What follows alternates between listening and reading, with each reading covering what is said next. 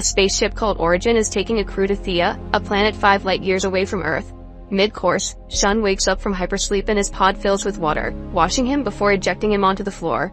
He puts on the clothes he finds waiting for him and goes looking for others, only to hear the alarm go off. He then bumps into Lana and they notice something moving in the shadows. As they look around, they hear the alarm again announcing more people waking up. All the people now awake are passengers, not working crew, and they don't understand why the pods ejected them if they haven't arrived yet. While discussing the situation, Shun thinks about how he ended up here. Back in Tokyo, he used to be part of the Yakuza while his brother Takeshi was a police officer. Takeshi knew that Shun felt trapped in the criminal life and told him about the Thea project so he could escape. Shun agreed to go to a special presentation and put on some glasses that showed him all the benefits of Thea, the only discovered planet so far that could sustain human life. It was still being colonized, so they needed more people to work there. Any volunteers would get to start a new life with a clean slate, which made Shun think about all the people he killed for the Yakuza. Shun thought it sounded too perfect and would only go if Takeshi came along. A few days later, while Takeshi was in the middle of a dangerous case, he called Shun to confirm he wanted to leave together, but they had to do it that night because the cops were after Shun. Unfortunately, the cops learned that Takeshi was telling on them and Shun was shot, but he ran away just in time. Soon Takeshi found him and helped him get to his apartment, but the Yakuza were waiting there and killed Takeshi on the spot for being a cop. Some days later, the gang boss beat Shun up for befriending a cop. When he went home, Shun almost self-deleted, but a picture of his brother stopped him. Instead, he found his boss's father and shot him on the phone for his boss to hear. Soon the boss found them and Shun got ready to shoot the father, but he couldn't do it. Luckily, the guard the boss brought was a friend of Shun's and shot the boss so they could finally be free. Back to the present, the group starts searching the ship to find answers and make it to a very windy room. Lana, Shun, and one more guy volunteer to take the stairs and go to the upper floor to investigate. They still can't find anyone and start climbing to the next floor. On the main deck, Baum finds a button and presses it while ignoring half the group's protests. Another alarm wails and the steps start disappearing, so the trio has to hurry up. Shun and Lana make it safely to the next floor, but the third guy falls to his death. While everyone freaks out, an elevator opens and Baum convinces them to get going. Meanwhile, Shun and Lana explore the next floor and find some bloodstains.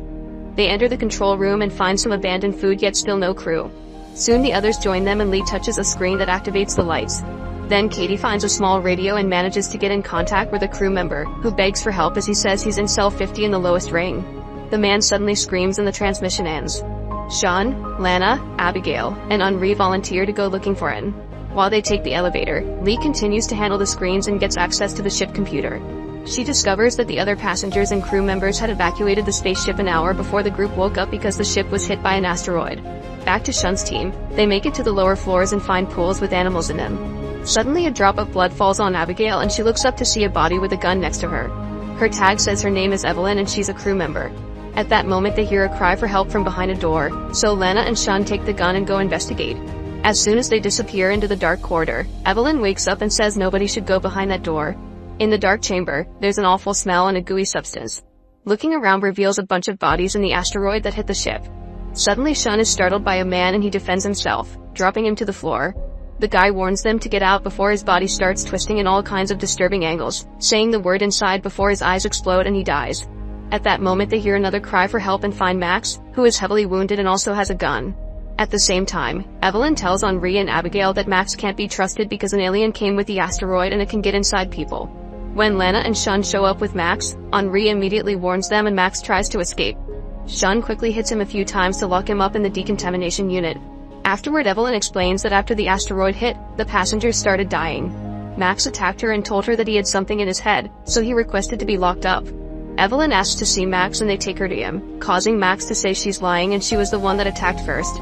Abigail and Max ignore him and take Evelyn away for treatment, but Lana isn't sure who they should trust.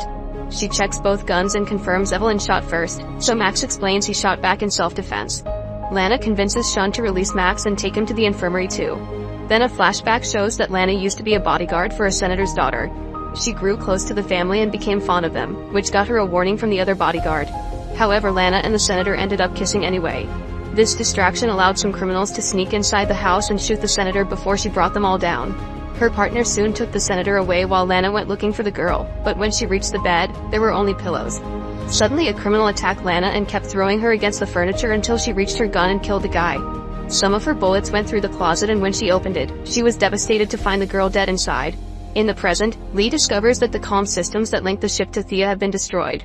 Logan starts freaking out and decides to leave the room. As he wanders around, he keeps hearing voices, only to suddenly be startled by Katie and Venetia.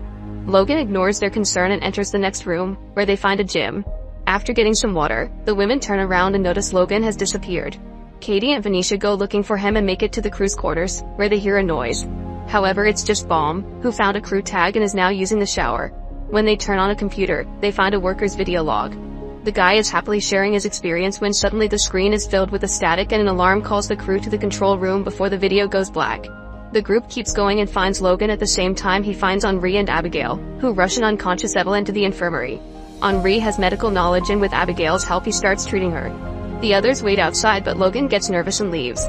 Katie follows him and finds him looking for medicine right before he falls on the floor as he has a seizure. She helps him go through it until he falls unconscious. When Logan wakes up, he asks Katie to keep the secret. Meanwhile, Lee discovers they're 9 days from Thea and the ship is still on course, so the automatic landing system should save them. At that moment Lee's nose starts bleeding and Eric checks on her, but she avoids his questions. In the elevator, Sean realizes Max can't even tell he's bleeding. Getting suspicious, he sees the medic tag and asks about procedures, causing Max to answer by hitting him and taking his gun. Lana keeps him at gunpoint and demands answers, so Max reads the tag to say he's a human medic. Lana freezes because of her PTSD and Max tries shooting Sean but the safety is on, so Sean uses the chance to beat him up and take the gun back to shoot him dead. Worried, the duo runs back to the disaster zone and discovers there's a body missing. They follow a trail of goo and find the elevator going up, so they'll have to search every level. Sean gets nervous and points his gun at Lana, wondering if he can trust her. Lana immediately disarms him and points out they should ask Evelyn for help. In the infirmary, Evelyn is unconscious but stable. She remembers the day she told her family about the space trip. Her father had been proud, but her sister got angry because she was leaving her alone to take care of their dying dad. During the trip, Evelyn noticed Henri had been twitching in his pod and Max helped her fix the oxygen levels. When it was time for the crew to go to sleep too, Evelyn's pod malfunctioned and the bright beam of the ship entering speedlight reached her face, causing her to see many visions of her past and future. She woke up and left her pod, finding the room empty. Then she searched the area and found many of the passengers bleeding, only to wake up for real. It turned out the light had hurt Evelyn's eyes and Max was treating her. They started spending time together and grew close. Eventually Max removed the bandages and Evelyn's eyes were healed, so they shared a kiss. The next time the crew went to sleep, Evelyn had visions of a violent future for the passengers. The crew was awakened by a sudden alarm when asteroids began flying toward the ship. Most were caught by the shield but one managed to hit them anyway. The computer showed that passengers were dying in cell 50, so Max took a gun and went down to check with a co-worker. Behind the door 50, they could hear screaming. Minutes later, Max contacted Evelyn on the radio and begged for help before the transmission was cut off. Evelyn ran to warn the captain, who announced they were evacuating because an alien was aboard, so she considered those in cell 50 dead. Evelyn ignored her orders and went looking for Max instead of evacuating the passengers under her care, explaining why Sean and the others didn't leave. When she made it to cell 50, Max warned her that he was already possessed before attacking her, so Evelyn shot him to defend herself. In the present, the fire alarm starts wailing and Henri goes to investigate, finding the emergency button broken but nobody around. He bumps into Sean and Lana, who run back with him.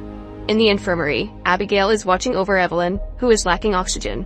Abigail grabs a scalpel for protection and runs out to grab an oxygen tank, but when she comes back she's knocked out by someone hitting her with the door. It's Eric, who proceeds to choke Evelyn because she saw him back during the first attack and knows he's infected. At that moment the others arrive and Eric gets distracted, so Evelyn grabs a scalpel and stabs him. Eric runs away before the others can catch him. In the meantime Logan goes to the bathroom only to be knocked down by Eric, who has an alien coming out of his eye. Logan yells for help and Katie comes over, screaming to distract Eric so Logan can push him off. Eric runs to the elevator as Sean arrives and shoots him right before the door closes. Sean and Henri follow the blood trail and take the elevator too. When they find Max's body, they see a little tentacle coming out of his eyes. Henri touches it and the alien immediately hides, so they decide to take the body to the control room for research. Among the medical tools, Henri finds a laser, which he tests by cutting Max's fingertip off. This makes Henri remember the day he was introduced to some secret government labs. The leader said they wanted to use Henri's DNA knowledge to trigger diseases instead of curing them, intending to kill a political oppressor to save lives. Henri worked hard but reached no results, so the leader asked for another scientist's help. The competition inspired Henri to work more and he found the right DNA for the mission, which successfully killed a politician in South Africa. Seeing his family on TV made him feel guilty about it. In the present, Henri starts cutting the top of Max's head and they find the alien attached to Max's brain, but it's decomposing. The alien is bug-like and can reproduce by entering a host, controlling their behavior. Then Lana and Sean go looking for Eric, who is back in cell 50 and has found a radio. He He calls Venetia in the infirmary and begs for help, saying he has chunks of memory missing and doesn't know what he did.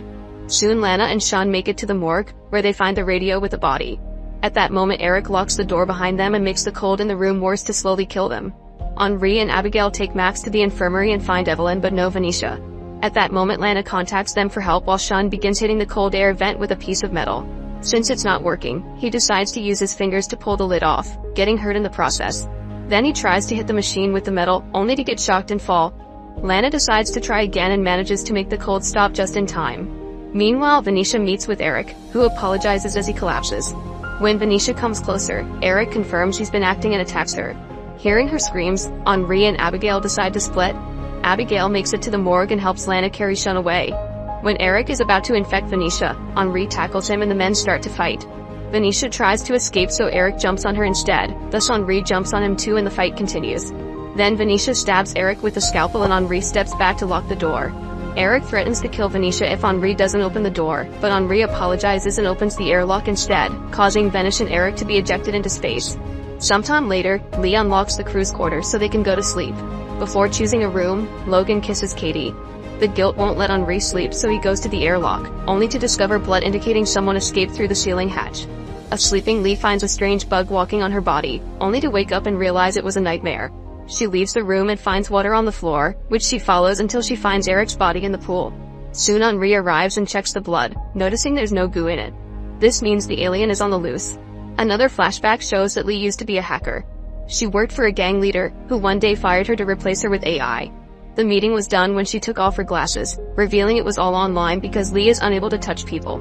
Getting desperate, Lee hired an AI companion and took her to an abandoned game, where she removed her morality filters. Then Lee gave her a program she made, hoping the AI would help her bring down other AIs so she wouldn't lose her job. This gave the AI tons of new knowledge. They spent a lot of time together in the virtual world and Lee even gave the AI a hologram so she could learn to touch people. One night they went to a virtual bar and saw Lee's former boss, so the AI made a plan. She approached the guy and gave him a drink with Lee's hacking program in it, activating it by kissing his neck. The boss realized this AI wasn't one of his and grabbed her, so Lee screamed at the same time the AI broke a glass on the guy's head. A bunch of guards appeared so Lee had to log out. She waited a few hours before logging back into the bar and when she tried to approach the AI, the guards surrounded her. Lee escaped by transferring herself to the abandoned video game, where her AI found her. She warned Lee that the gang was after her, so Lee's only chance to escape was to join the Thea project. Then the AI kissed her to transfer the information she had about it before disappearing. Afterward Lee downloaded everything in a chip and got surgery to hide it under her skin. In the present, Lee forces herself to ignore her fears and helps Henri take the body to the infirmary. He cuts the top of the head off and confirms that the alien is gone. Then Henri takes the brain out and cuts it in two, discovering that the alien corrupts the memory. Getting an idea, Lee runs out of the room and bumps into the others, who notice the blood on her shirt. Soon the group makes it to the infirmary and they realize the alien must be infecting one of them. Meanwhile Lee runs to the control room and grabs a suitcase to access the chip hidden in her wrist. However, the computer can't access the data, so Lee rips out some wires to create a shock in the chip, regardless of the pain. Now she tries again and accesses the chip's database with everyone's profiles. In the meantime, Shun goes to his room and discovers someone stole his gun. At the gym, a panicking Logan is breaking things and ignoring Katie's attempts to calm him down. Baum then announces he thinks Lee is the infected one because she found Eric. They go looking for her and find her watching Logan's interview. Lee tries to escape, but Logan grabs her and causes her to drop the suitcase. A fight ensues and the guys easily overpower her, knocking her out as she falls. When she wakes up, her hands are tied and Baum is interrogating her. She spits at his face and Baum takes out Shun's gun, but Logan immediately disarms him thinking this is going too far. At that moment the others show up so Baum pushes Logan to take the gun back, but it falls and fires, hurting Shun's arm. Now Lana is in control and she kicks Logan and Baum out of the room. Shun follows them and makes them out of the elevator, where he gives them a warning shot and threatens to kill them if they ever show up again. Suddenly an explosion happens in the infirmary and the system quickly puts out the fire, but it's too late, the scanner is destroyed and now they can't scan everyone's brains to find the alien. A few days later, Logan and Baum are out of food and water so they go looking for supplies in unexplored floors. They find the body of the guy that fell and the guilt makes Baum run away. In another room, he's pleased to discover a life raft full of food. After grabbing some supplies, he comes out and sees Katie secretly bringing food and medicine to Logan. Then a flashback shows Baum at an auction for one of Earth's last plants. He met Margot and they quickly hit it off. They started dating and Baum discovered she was the owner of a very valuable necklace, which she kept in a nanobot safe activated by her voice. Margot's stepson Casper realized Baum was using Margot to steal the necklace and explained she took it from his dead dad, so he wanted to help Baum reclaim what was his. Baum continued dating Margot while secretly recording everything she said to put together the password. At the same time, he started an affair with Casper, who wanted to have a new life with Baum after stealing the necklace. Eventually Baum recorded all the words and Casper left the door unlocked for him so he could finally steal the necklace, which he immediately took to a shop. However, the necklace turned out to be a fake. Moments later the police captured him and sent him to jail. Margot visited and explained her husband lost the real necklace to gambling, so she wanted to at least get the insurance money by making someone steal it. She promised to get a short sentence for Baum if he didn't tell the police about the fake, but he refused to cooperate and she left. Casper also visited and explained he wasn't working with her. Margot accidentally saw them together and found out the truth. Yet he refused to help Baum because he needed the money since he was a gambler like his father. Still in love, Baum agreed to keep his mouth shut. In the present, Baum waits for Katie to leave and brings Logan to the life raft. Logan will try to bypass the system so they can separate it from the main ship. Meanwhile, Lana and Evelyn open the baggage room so everyone can retrieve their personal items. Logan doesn't have one because he didn't own anything back on Earth and Katie kisses him to comfort him. His feelings for her cause him to show her the life raft, and they're found by Baum. Logan confronts him and says Katie is coming with them, ignoring his protest. Later in private, Katie reveals she found a crew member's tag but also admits she doesn't trust Baum, so Logan agrees to leave only with her. They use the tag to activate the raft, but before they leave, Katie goes to fetch more medicine. This is seen by Lee, who gets suspicious. Meanwhile, Baum confronts Logan because he heard everything and starts the emergency launch before stepping out of the pod. Logan immediately follows him out and they watch the raft fly away. Then Logan punches Baum, who retaliates by choking him and leaving him on the ground. Minutes later, Katie finds him but Logan is angry and kicks her out. Later, Lee finds Logan and threatens him with the laser to make him confess when he had his first seizure. It matches what she saw on the file, meaning his memory is fine and he's clean. Lee convinces him to work together and they hide in a room where Logan helps her repair her suitcase. Suddenly the ship rumbles and the group checks the computer to discover they're losing pressure in cell 50. They'll have to patch the hole to prevent it from getting worse. Sean, Evelyn, Lana, and Henri gather some tools and on their way to the cell they bump into Logan, who comes along to help. In cell 50, they start sealing the edges between the asteroid and the ship, only for Evelyn to suddenly announce they must run. A hole opens in the wall and the group has to hold on to avoid getting blown out. Unfortunately, Logan is hit by a box and crushed against the asteroid. Then the box gets stuck in the hole, completely covering it. Sean and Lana rush to get Logan's body but the box soon breaks and the blowing starts again. Luckily, everyone manages to hold on and make it to the door, closing it right before the asteroid disintegrates. In the control room, Lee discovers the system is activating the defenses and contacts Shun's group to warn them the ship is about to disconnect the ring they're in. Everyone crosses the door before it closes, but Lana trips and is left behind. Shun asks Lee to open the door, but the system doesn't let her. While Henri and Evelyn take Logan away with Baum, Shun tells Lana her only choice is to find a spacesuit and jump out of the ring through the asteroid hole. Meanwhile, the group takes Logan to the infirmary. He needs a transfusion, but they don't know his blood type and giving him the wrong one could kill him. Henri is O positive, known as the most common type. Logan is dying anyway, so Henri thinks they should take the risk. At that moment, Lee finishes fixing her suitcase and checks the profiles just in time to tell the others that Logan is A negative. Baum has it and they immediately start the transfusion.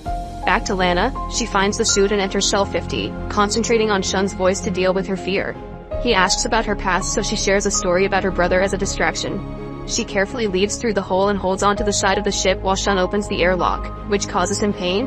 When the ring finally is ejected, Lana makes the jump and lands on Shun, closing the door before the cold could kill him. Moments later, Logan wakes up alone and sees a wounded Lee above him. She bleeds all over him and says it's inside before dying. Logan immediately moves away and is found by Katie.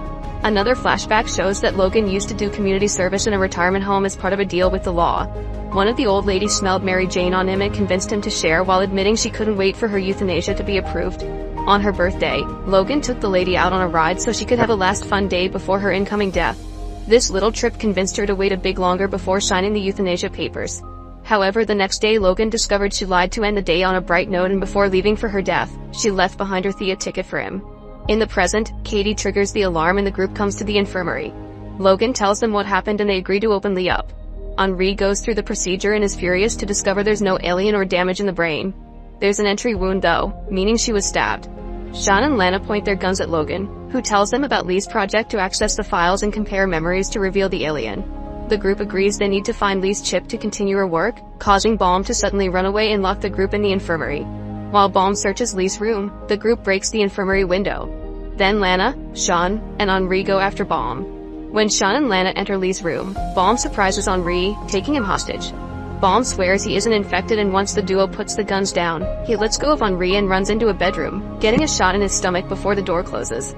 The trio waits outside and hears him scream as he removes the bullet. At that moment, Henri notices blood on another door and he goes inside to find the scalpel that killed Lee, meaning it wasn't Baum. In the infirmary, Logan grabs Lee's hand and sees the wound, realizing that she said it's inside to mean the chip. He and Katie start cutting Lee's wrist and retrieve the chip. Then they make their way to the suitcase, but Logan is too weak to keep going and tells Katie where to find it. She rushes to find the profiles and looks at her own, but the video doesn't show much because Katie had a breakdown during the interview and didn't answer the questions. Furious, Katie starts destroying the chip when she's found by Lana and Sean, who think she's the alien because the scalpel was in her room. Katie swears it isn't true and opens a pod to drop water on Sean before running away. Lana quickly catches up to her and after some struggle, she knocks her out. A new flashback shows Katie traveling to meet with her brother Andy, who wasn't happy to see her after so many years. She wanted to spend time together, but Andy kept avoiding her. Instead, Katie started to help the locals and met Sean, who was kind to her. However, Andy asked her to stay away from him. Katie agreed while hiding a chip inserted in her neck. Eventually, Andy let her come to his sermons, during which he talked about a life without technology. The moment was interrupted by a drone, which scanned Katie's chip before flying away. Now the locals didn't want anything to do with her except for Sean, who was happy to have another misfit in town and took her horse riding. Katie went too fast and fell. When she woke up, she was home and Andy informed her he kicked Sean out. An argument ensued and it was revealed that when Katie was a teen, she burned down the trailer of the kid that harassed Andy to kill him. Andy didn't forgive her and Katie had to leave. When Katie wakes up, her hands are tied and she's been locked up. The group discusses what to do with her and agrees to let the authorities on Thea deal with this since they only have one day left. Suddenly the ship starts rumbling and the group discovers the shields are closing, only to then notice they can finally see Thea. To their shock, a probe flies out of the planet and connects to the ship. The group rushes to check on it but it's empty. Suddenly the probe glows and takes control of the ship's system. It detects a non-native life form so it activates a special protocol as all the ship rings start glowing too. In the cell, Katie is having a panic attack as flashbacks keep haunting her. Sean and Lana go to check the corridors and notice gas being released in the last circle, so Henri uses an axe to break the wall and discovers poison tanks. The gas is being used to kill everyone aboard and it will soon reach the other circles. Baum thinks they need to kill Katie to save themselves and while everyone argues, Logan goes to the cell and breaks the glass to free her. Meanwhile, Lana refuses to kill again, so Sean makes her give her gun to Baum and the men go searching for Katie to kill her. A chase ensues and soon the guys find Kate, who finally admits she destroyed the chip because she didn't want Logan to discover her past. Sean puts his gun down, saying they've already been wrong before. At that moment they get a message on the radio saying Henri has an idea. The group reunites and Henri explains he could use saline to lower body temperature enough to mimic death. If the host dies, the parasite should too. Henri admits he may fail to bring her back, but Katie volunteers to do it anyway. The test begins and Katie starts flatlining, but soon they hear the ship computer release more poison in another circle, meaning the alien isn't dead yet. Henri starts working on bringing her back and it takes too long, so they think she's dead. Thankfully Katie wakes up in the end. Minutes later, the group argues over what to do so Evelyn and Abigail start searching the captain's room. They find a hologram showing Thea's solar system with a planet called Iris, which never appeared on maps before. There's also a confidential file called the Iris Incident and they learn that the company tried sending a ship there first, but the mission failed because of aggressive aliens. Evelyn plays some footage and they watch a woman die as her body twists, meaning it's the same alien and that's why the ship already has the poison ready for emergencies. Sean, Henri, and Lana start looking for oxygen tanks. Logan warns them the poison is about to reach them so they run with as many tanks as possible, leaving the room right before the poison hits. Sadly Henri still breathes a bit of it, so he's rather weak. Baum goes to the probe to attack it with an axe but he does no damage. The poison will soon reach him too and Katie wants to help him because he saved Logan with his blood. When she finds him, they argue until they see on the screen that the probe will go back to Thea soon. This could be their escape, but it has a weight limit. Meanwhile Sean and Lana go looking for medicine for Henri and Sean notices something in Max's body. He tells Lana to go then takes a picture of the Max and his brother that Evelyn left there earlier. On the back it says Max and Sam, which makes Sean suspicious. While Katie and Baum tells the others about the probe, Sean goes to Lana's room and discovers she had been watching the crew's video logs to obtain information and cover her memory gaps. After giving Henri the medicine, Lana goes looking for Sean and catches him red-handed. A flashback then reveals that Lana had been in the pool and Eric used the chance to attack her, passing the alien to her.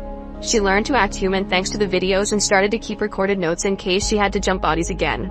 However, Lana's memories keep haunting the alien inside and bonding with Sean taught her about how humans handled grief and survival. It had been her who destroyed the scanner, and when Shun asked her to share about herself, she told him a story about a brother called Sam she got from the video. That was Max's brother, which is why the name on the picture gave away her lie. Lane overheard Lee talking to an unconscious Logan, and when Lee noticed she didn't have her gun, she got suspicious, so Lana killed her with the scalpel, which she later dropped in Katie's room. This triggered Lana's memories full of guilt, which made her have a breakdown even as an alien. In the present, Shun attacks Lana and a fight ensues. After lots of struggle, Lana pushes Shun off and runs away. Shun immediately chases after her and the fight starts again near the elevator. Lana makes Shun stop by pointing her gun at him, and Shun calls her a monster, which makes Lana remember the child's death. Agreeing she's a monster, she gives the gun to Shun, who knocks her out instead of killing her. At that moment, Abigail announces over the speakers that none of them can choose who to leave behind, so they'll stay and let Lana and Shun have the probe. While the group gathers the oxygen masks hoping to survive, Shun picks Lana up and takes her to the probe, then he ejects it with her inside. The computer immediately cancels the protocol and announces they'll be landing on Thea soon. The whole group starts celebrating except for Henri, who suddenly pukes and collapses. In the probe, Lana receives a message from Thea saying nobody should come closer because the planet isn't safe. Make sure to subscribe and turn on notifications so you can watch more videos like this. Thanks for watching.